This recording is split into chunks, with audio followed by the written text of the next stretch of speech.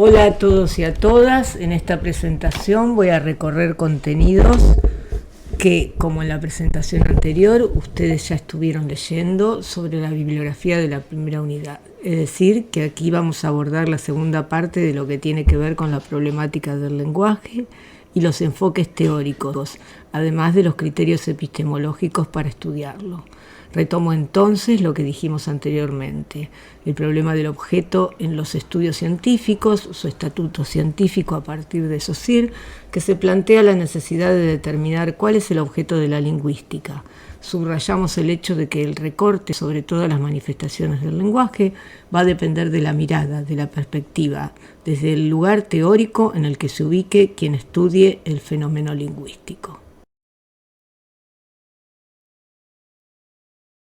Tomar una posición frente a estos dilemas es resultado de una decisión fundada en determinadas líneas teóricas que se constituyen en principios para la investigación del objeto en cuestión, en este caso, las lenguas naturales. Una vez delimitado este primer objeto general, nos encontramos ante dos problemas que requieren ser considerados. Uno es la prioridad de la oralidad frente a la escritura, y el otro radica en la variedad, dialectos, sociolectos, registros, entre otros, que presenta cada lengua en uso, serio inconveniente al momento de delinear el objeto de estudio. Es así que dos de los principales principios de investigación para abordar el estudio del sistema relacionado con los problemas antes enunciados son la prioridad de la lengua oral y la ficción de homogeneidad. Ficción de homogeneidad. Ahora bien, dar propiedades tan generales que involucren a tantas lenguas con tantos individuos que las hablan, presupone indudablemente la existencia de algo que llamamos lengua natural, que constituye un objeto homogéneo. Sin embargo, los hablantes de una lengua no hablan de manera idéntica a esa lengua. Tienen diferencias de acento, de vocabulario y aún sintácticas. Ciudad, ciudad, cansao, cansado, calle, calle, para, palomitas, pochoclo, pororó, rositas, lavatorio, lavamanos, lavabo, pucho, cigarrillo, faso, lejía, lavandina, cara sucia, torta negra, micro, colectivo, bondi, autobús, guagua, novio, pololo, aiga, haya, le quiero mucho, lo quiero mucho, está seguro que no, está seguro de que no, la primera vez. La homogeneidad es una ficción como lo es la idea de comunidad lingüística.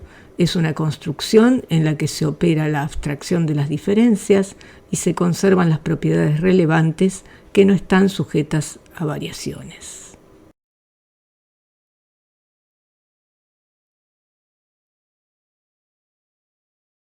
Lenguas naturales. Son muchos los ejemplos que podemos dar de lenguas naturales: español, quichua, alemán, portugués, catalán, vasco, aymara, inglés, francés, albanés, cherokee, hindi, griego, romaní, hebreo, talago, cantonés, guaraní, árabe, japonés, etc. Se cuentan más de 6.000, aunque determinar el número es algo aproximado, no solo porque depende del criterio para decidir si dos variedades lingüísticas son parte o no de la misma lengua, una cuestión sociopolítica más que lingüística, sino también porque no hay estudios suficientes de todas las áreas del planeta.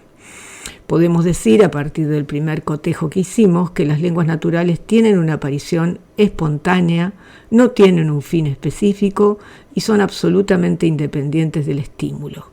Pero hay otras propiedades que se pueden dar abstrayendo las diferencias que se dan en el uso.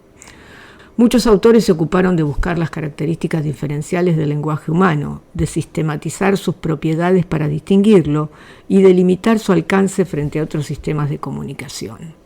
La más conocida es la investigación realizada por Hockett y sus colaboradores, en la que plantea 15 propiedades del lenguaje. Lyons también lo hace. Aquí consideraremos algunas de las más relevantes: transferibilidad, reflexibilidad, arbitrariedad, dualidad, discreción, productividad, dependencia estructural, movimiento de constituyentes, independencia de los estímulos.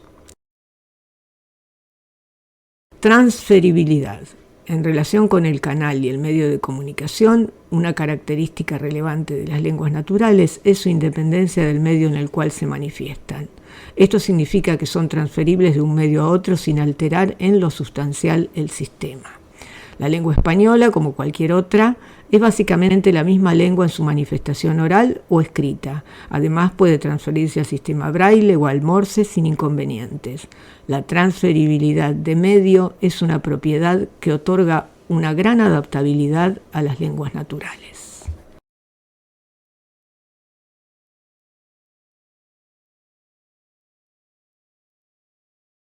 Reflexibilidad. Un sistema de comunicación es reflexivo cuando tiene la posibilidad de referirse a sí mismo. El lingüista ruso Roman Jakobson caracterizó las lenguas desde un punto de vista funcional y destacó como una de sus principales funciones la metalingüística o reflexiva. La lengua puede usarse para hablar de la lengua misma y de hecho es lo que estamos haciendo en este apartado. Una gramática escolar, un diccionario, enunciados como hacer se escribe con C y no con S. Postergar significa diferir un evento en el tiempo, entre muchísimos otros ejemplos de uso cotidiano. Son muy claros de esta propiedad que no posee ningún otro sistema de comunicación animal o humano. Esta particularidad también fue destacada por Emil Benveniste al momento de analizar las relaciones que se presentan entre los diferentes sistemas semióticos. Sostiene que la lengua es el único sistema interpretante en tanto puede interpretar a todos los otros, además de interpretarse a sí misma.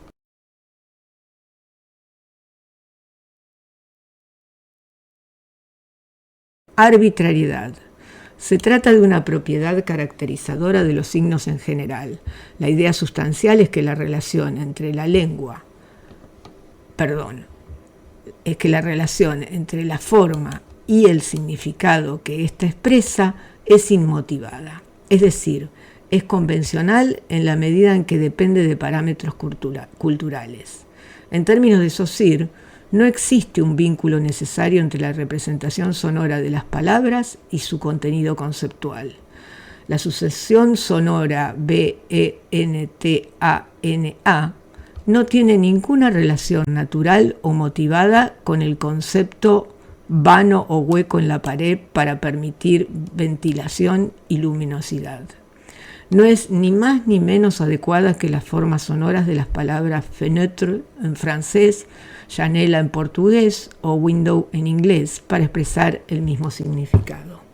Esta es la diferencia fundamental entre los signos. En el caso de la lengua, palabras y unidades morfológicas que las componen, y los íconos o símbolos, en los que sí existe una relación directa de semejanza entre la forma y lo que ésta representa. Por ejemplo, el símbolo de la justicia suele ser la imagen de una balanza. La motivación estaría dada por la idea de equilibrio o igualdad de peso. En el caso de la danza de las ovejas, la frecuencia de excitación del movimiento de la cola son icónicas, en tanto, como hemos visto anteriormente, son respectivamente proporcionales a la distancia y abundancia del alimento.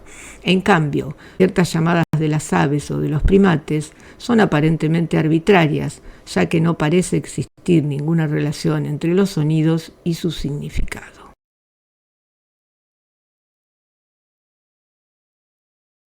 Doble articulación o dualidad. Toda lengua humana presenta una estructura en dos niveles. Hay unas señales que solas no tienen significados, unidades distintivas, sonidos, pero combinadas dan lugar a señales con significado, unidades significativas, palabras. Esto posibilita la economía del sistema a partir de una gran cantidad de combinaciones de distintos elementos limitados.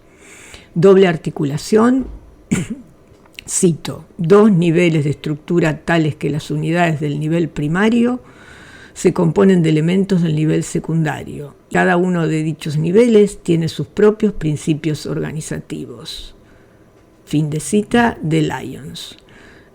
Elementos, sonidos sin significación, rasgos distintivos. Unidades, significados distintos e identificables. Esta propiedad de las lenguas naturales es esencial desde el punto de vista de la economía de recursos, ya que los elementos del nivel secundario son limitados y muy reducidos en número. Sin embargo, permiten producir innumerables unidades del nivel primario.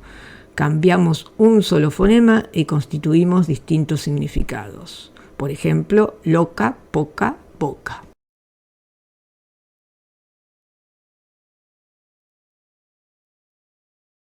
Carácter discreto.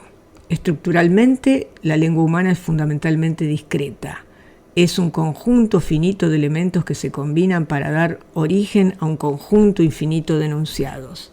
A un enunciado cualquiera podemos dividirlo en oraciones, palabras, letras o sonidos. Discreción se opone a la continuidad o a la variación continua. Identidad de unidades en la lengua, todo o nada, no hay posibilidades intermedias. Es una propiedad básica de los elementos secundarios, es decir, de los fonemas. Por ejemplo, sal, sol, puedo proferir sonidos intermedios entre A y O, pero no por ello pronunciaremos una tercera palabra. La relación con la arbitrariedad es que actúa conjuntamente con ella para aumentar la versatilidad y flexibilidad. Las palabras con diferencias mínimas de forma suelen distinguirse considerablemente en el significado, lo cual acrecienta la discreción y disminuye la posibilidad de mala comprensión. En los sistemas animales, la ausencia de discreción suele relacionarse con la no arbitrariedad. Productividad. Este aspecto creativo se constituye en la distinción más llamativa entre los seres humanos por un lado y los animales y máquinas por otro. Los hablantes no se limitan a repetir lo que escuchan, sino que permanentemente producen e interpretan formas nuevas, y no existe límite alguno para esta innovación. Es parte de la naturaleza de las lenguas generar infinitas expresiones, las que por otra parte, adecuadas a las situaciones en las que se usan, es una propiedad exclusiva de las lenguas humanas. La productividad lingüística se sustenta en lo que Chomsky denomina la propiedad de la infinitud discreta. Cito: el lenguaje humano tiene sus bases en una propiedad que parece estar biológicamente aislada, la propiedad de la infinitud discreta, que se manifiesta en su forma más pura en los números naturales, 1, 2, 3, etc. Los niños no aprenden esta propiedad. A no ser que la mente ya posea los principios básicos de ella, no hay ninguna evidencia empírica que pueda proveerlos. De manera similar, ningún niño tiene que aprender que hay oraciones de 3 y 4 palabras, pero no de 4 palabras y media, y que las oraciones pueden extenderse ad infinitum, puesto que es siempre posible construirlas de modo más complejo y siempre con formas y significados muy precisos. Es una cita de Noam Chomsky. Dependencia estructural. La lengua está gobernada por reglas lingüísticas, que nunca obedecen una lógica de orden lineal, sino que corresponden a una representación estructural, es decir, que dependen de las relaciones jerárquicas que se establecen entre las unidades que conforman una expresión. Por ejemplo, el movimiento del verbo para formar oraciones interrogativas, en español, en las interrogativas totales, es muy frecuente que el verbo se mueva a posición inicial. No se trata de un fenómeno obligatorio, ya que podemos dejar el verbo en su posición original. ¿El chico compró un libro? Sin embargo, cuando la pregunta es parcial, en la mayoría de los casos, el verbo se mueve obligatoriamente adelante del sujeto, como lo muestra el contraste entre las siguientes oraciones, donde el asterisco indica que la secuencia es agramatical, es decir, transgrede alguna regla de la gramática. ¿Qué compró el chico? ¿Qué el chico compró? Se podría suponer que la regla que usa el hablante para formar oraciones interrogativas consiste en mover el primer verbo que aparece, lo cual sería absolutamente viable desde un punto de vista lógico. Sin embargo, no hacemos ¿qué compró el chico que un libro usa? A partir de una oración declarativa de el chico que compró un libro usa anteojos, que contiene una oración subordinada, sino que hacemos ¿qué usa el chico que compró un libro? Evidentemente, la regla que se pone en funcionamiento no es de orden lineal, sino que responde a una representación estructural, a saber, para formar una interrogativa parcial hay que mover el verbo principal de la oración a una posición que precede al sujeto y que sucede al pronombre interrogativo. Esta regla es mucho más compleja desde un punto de vista computacional que las reglas de orden lineal, ya que para aplicarla es necesario hacer un análisis computacional complejo que permita descubrir un verbo que se halle en una determinada posición estructural. Esto significa que las operaciones sintácticas de una lengua se realizan sobre una representación estructural que implica nociones como oración principal, oración subordinada, verbo de oración principal, verbo de la oración subordinada, sujeto de la principal, etc. Movimiento de constituyentes. También denominado desplazamiento de constituyentes, es un fenómeno muy particular y bastante sorprendente de las lenguas humanas, que consiste en escuchar un sintagma en un lugar de la oración e interpretarlo en otro. Un constituyente puede moverse a una posición distinta de la que originalmente ocupa según requerimientos de la estructura sintáctica en cuestión. Anteriormente vimos ejemplos de interrogativas parciales en las cuales un elemento, el pronombre interrogativo, ocupa una posición inicial derivada en el sentido en que la oración donde puso el envase deriva de otra como puso el envase en algún lugar. Del mismo modo que ¿qué le dijiste? Deriva de la representación dada en les dijiste algo. Otro caso similar se dan las construcciones de ascenso de sujeto con el verbo parecer, en las que el sujeto de la oración subordinada se mueve a la posición del sujeto del verbo principal. La película parece ser recomendable. En la película ocupa la posición de sujeto de parece, pero se interpreta como sujeto del verbo ser. Tal como lo demuestra, parece que la película es recomendable. Equivalente al anterior, pero con el verbo de la subordinada conjugado, lo cual hace posible que el sujeto permanezca en su posición original. La propiedad del movimiento de constituyentes es exclusiva de las lenguas humanas. No existe nada similar en los sistemas de comunicación animal ni en los lenguajes artificiales.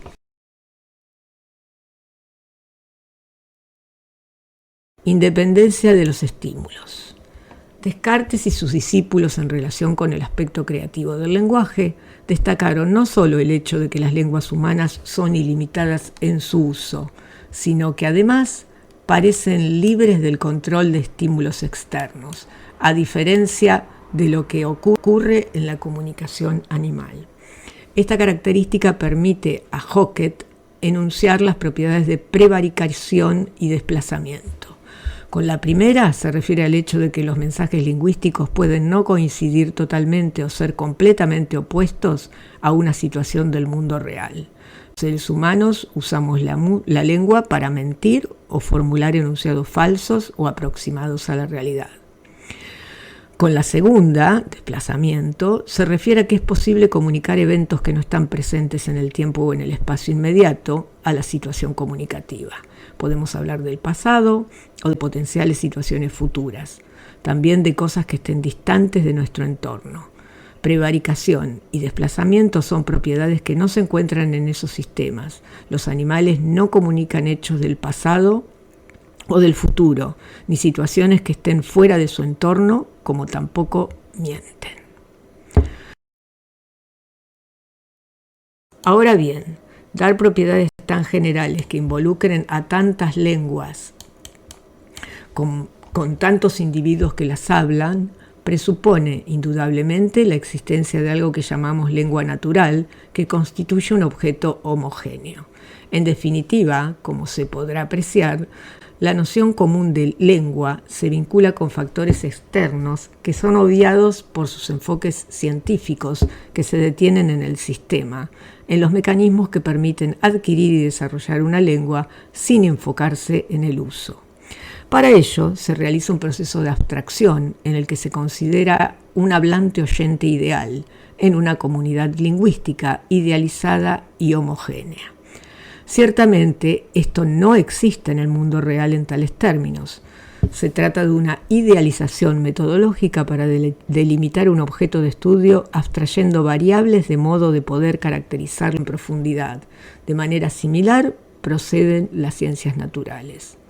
La homogeneidad es una ficción, como así también la idea de comunidad lingüística. Es una construcción en la que se opera la abstracción de las diferencias y se conservan las propiedades relevantes que no están sujetas a variaciones. Los estudios sociolingüísticos reconocen la existencia de dialectos. Son las variaciones de una lengua que se emplean en determinadas zonas geográficas. Establecer el dialecto o la lengua de la que deriva responde a determinaciones históricas y políticas. Se suele considerar el dialecto como una especie de sistema menor, de menor categoría o más simple que una lengua, pero es una forma particular de hablar una lengua. Todas las variantes de una lengua son dialectos, aunque uno de ellos puede ser el más estándar o el que sea percibido con más prestigio social o cultural. Un área dialectal se circunscribe a partir de ciertos criterios sociales y geográficos, pero a veces, por diversos motivos, es difícil trazar una delimitación precisa entre lenguas diferentes y también entre dialectos distintos de una misma lengua.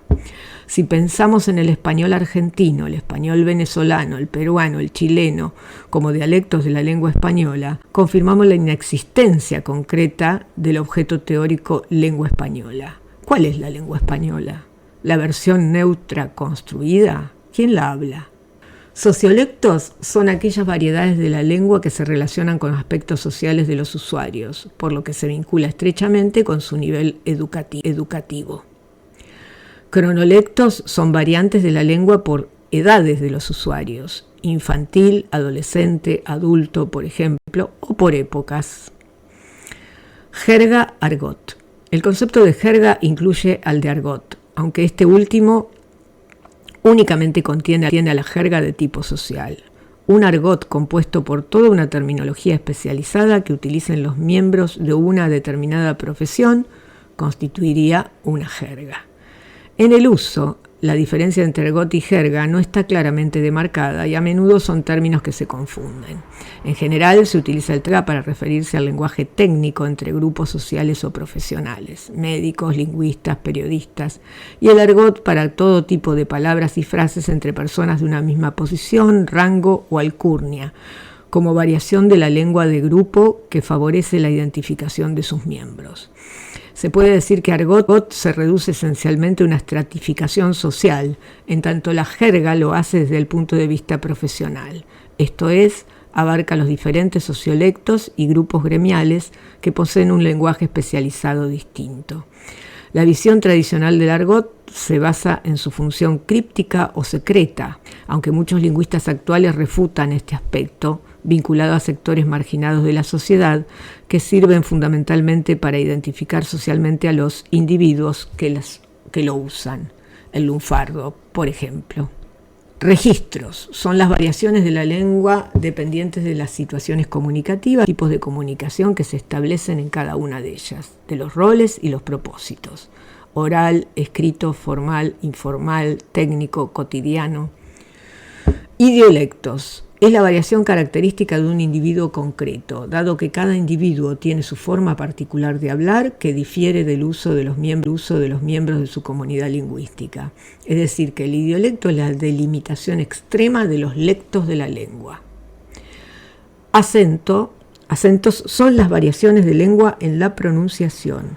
El acento es el conjunto de particularidades fonéticas que caracterizan a una región geográfica o a un grupo de personas con una herencia cultural común. Incluye ritmo, sonidos,